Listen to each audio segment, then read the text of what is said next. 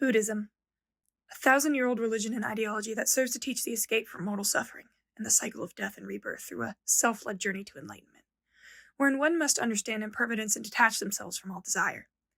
Bodhisattva are beings within Buddhism, humans who actively postpone their enlightenment in a great act of selflessness to aid others on the path to nirvana. Bodhisattva are beings of benevolence, near Buddhas that encapsulate peace, mindfulness, and wisdom. So what if they weren't the good guys?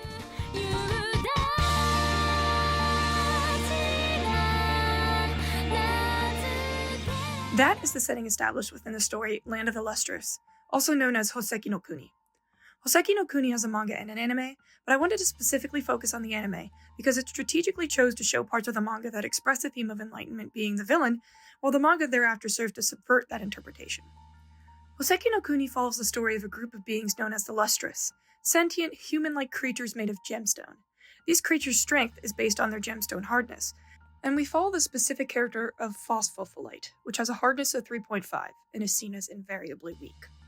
The Lustrous are effectively immortal, long-living beings with no need to eat, no blood to bleed, no pain to feel, and in the case that they break, they can simply be glued back together, with the exception that each piece of their body is living and holds memories.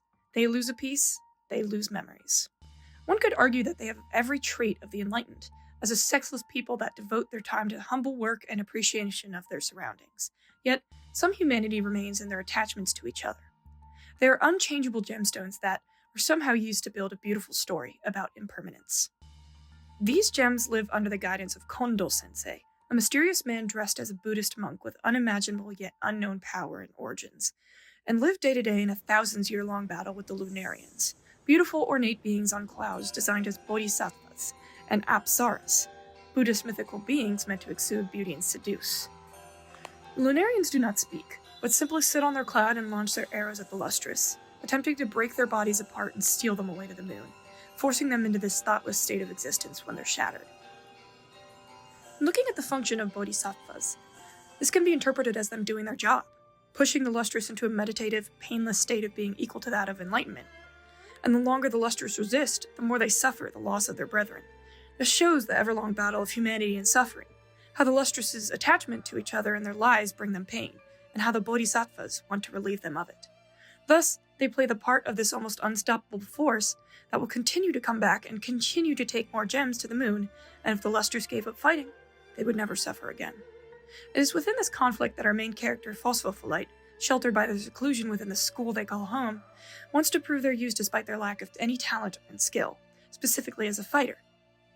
As a compromise, they are sent out to create an encyclopedia, and begin to witness the suffering their peers experience in this war against the Lunarians, much as Siddhartha learned of suffering when he left his well-kept bubble. From then on, Phosphofolite becomes an allegory for samsara. Despite being a gemstone, their unique lack of skill and weakness, their most human traits, lead to being shattered consistently, and as a result, losing pieces of their very being, their memory. Each lost piece is replaced with other gemstones, fundamentally changing who they are as a person each time they break, much like the cycle of death and rebirth. The anime ends on a Phosphofolite that the viewer can barely recognize, one who can never be the same again. The reception for this anime and the manga are lackluster, because its media type significantly dragged it down. 3D animation is a widely disliked and unpopular medium of anime, and is often avoided, and I tend to agree with the sentiment that it doesn't look as good as hand-drawn. But on the contrary, the 3D serves as the only medium that could portray this story in animated form, and is executed masterfully as Studio Orange's first major CGI project. And it could be argued its biggest impact is on the animation industry rather than on any sort of societal standard. As for my opinion, this anime and manga thoroughly moved me. In the beginning, the point of view of the Lustrous is understandable, relatable even. I'd fight against enlightenment if it forced me to lose those I cared about in the process of detaching myself from them. With every chapter of the manga and episode of the anime, you feel as though you lose something fundamental, and begin to wish to return to the simplicity of the beginnings of the story. Phosphofolite continues to change, and you feel yourself sink deeper into the pit with them, knowing that it's just as inevitable in the story as it is in reality. This manga is sincerely one of the only forms of written media to make me cry. Truly an amazing piece of work about the impermanence of life and existence as a whole.